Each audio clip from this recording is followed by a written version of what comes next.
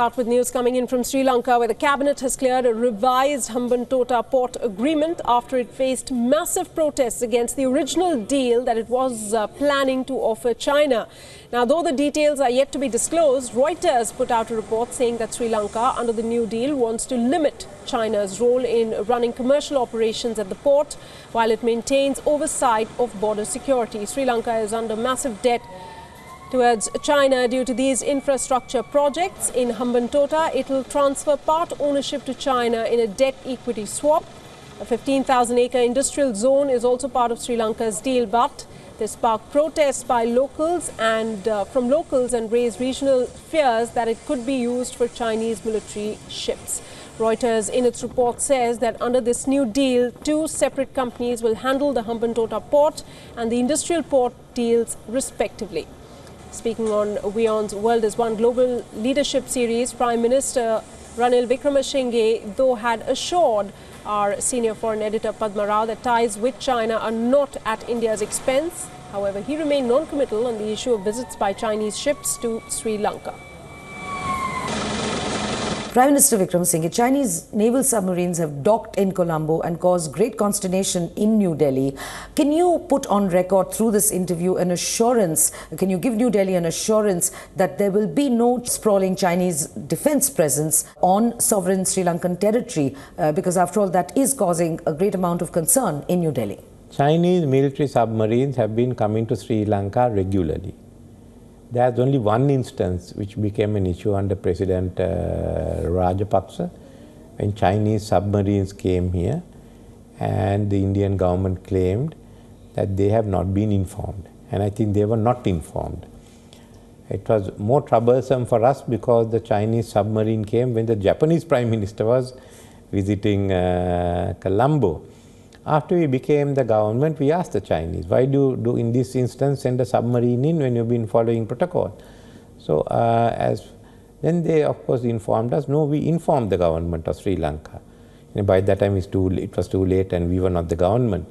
But as far as China is concerned, like any other country, there are people will come to Sri Lanka and visit us, at times agreed to by the Sri Lankan defense authorities and at times convenient for them.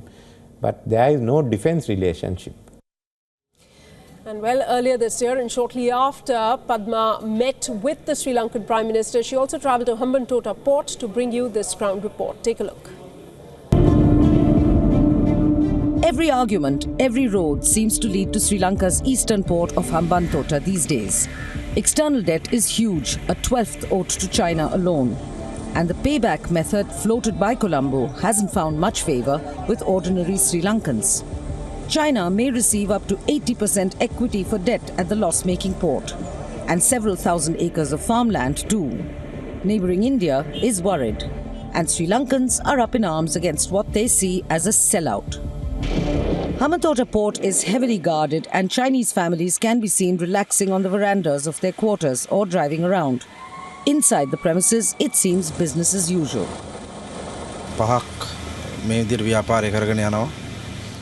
Yes, my small shop falls within the land to be given away to the Chinese. I have been living here 15 years. I inherited the land from my parents. My children go to school here. I have no problem with the port opening as such. But they have to think of the people who live here too. We don't want to move from here because the children's education and their future will be bleak. Hambantota is the home constituency of Sri Lanka's former president Mahinda Rajapaksa. It was under him that the port was commissioned and 750 acres of land initially given to the Chinese. Yet, Hambantota residents loyal to their home leader say it's not quite the same thing. There is a difference. Mahinda built the port and developed this area. The new government of Ranil Wickremesinghe has sold everything. That is the difference. I'm standing here right in front of the 15,000 acres that have been demarcated in Hambantota at the port for a new industrial zone, an economic zone that is to be built by China, and China is to be leased this land for 99 years. That's what's causing worries here in Hambantota. It attracted protesters from the local areas, but they say that they were on a satyagraha and stones were flung at them by the authorities on the other side of the fence behind me. There are rumours galore. that Hambantota will be invaded by Chinese settlers. And given the burgeoning presence of nationals of China all over Sri Lanka, those fears may not be entirely baseless.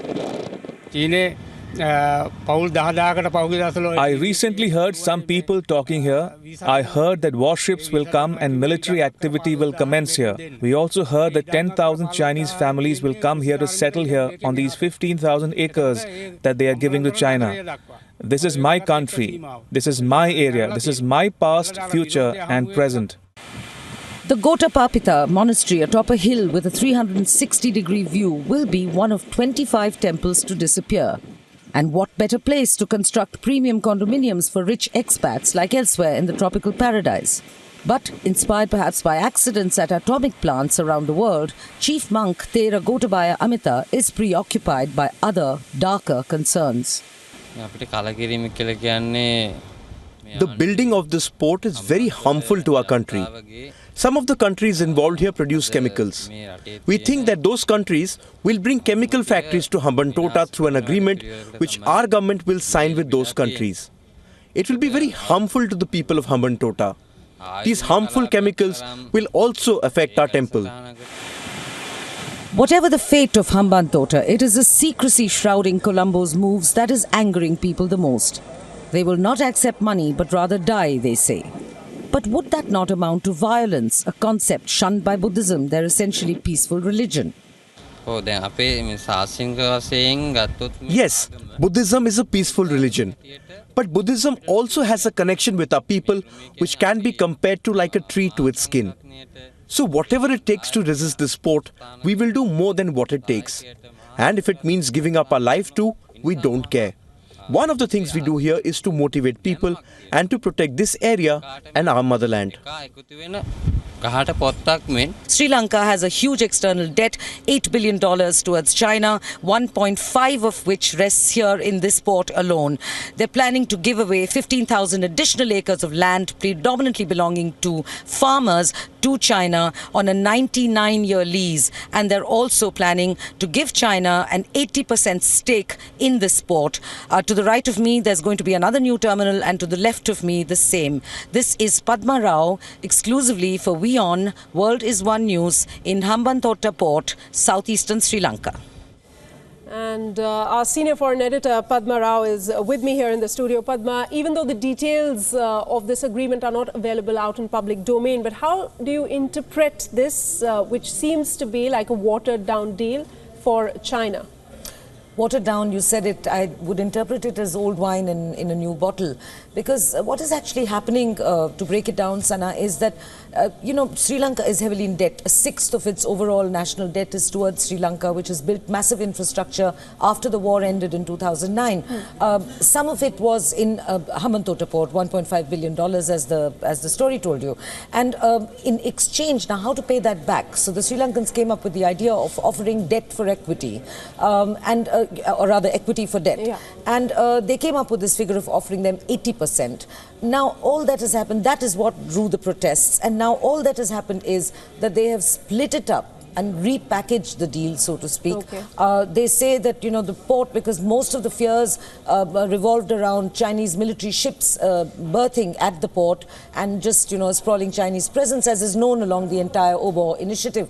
So all they've done is they've split up the whole enterprise into two companies. One company is going to look after the port and the terminals. The other company is going to be in charge of all the overheads like security. But within those two agreements, the one agreement on the port, China gets 85% equity, and the one on security, Sri Lanka gets about 51.9%, and the Chinese get 49 so many percent, namely the rest. Now that's almost a half and half deal. So what's actually happened, if you put the two deals together, is China has a hold over 150% of the total 200% composite of these two separate deals. Right. So that, in essence, is what perhaps the deal then, what the Chinese wanted, but they've also managed to placate getting it through the cabinet as well. But what does this mean for India, Padma? Well, you know, we'll have to wait and watch. I mean, I don't imagine that any country that invests massively, and I haven't even mentioned the 15,000 additional acres of predominantly farmland, Sana, that the Chinese also want, because they want to set up a free trade zone there. And Prime Minister Wickremesinghe, when he spoke to me earlier, in reference to that, said, oh, anybody is welcome to come and, you know, invest there, in India included, anyone included. But he did not make the commitment that Chinese ships, whether military or of any other kind, or even submarines, will never ever dock or berth in any Sri Lankan port. Now, of course, that's Sri Lanka's sovereign right to not make that commitment. Right. But in answer to your question, you know, there is really no guarantee, because if a country invests this kind of massive money, you know, obviously the country will want to ensure its own security, or certainly have a large say in matters of security. So, and as far as the 15,000 acres of land goes, the latest report doesn't mention it except on the periphery, where it says, you know, to sort out those 15,000 acres, there's going to be yet another agreement is being worked upon, you know. All right, so old wine in a new bottle, I think. Old wine in a new bottle. That's what it means in essence. Thanks so much, Padma, for joining me here and sharing your thoughts here on this story that we're tracking.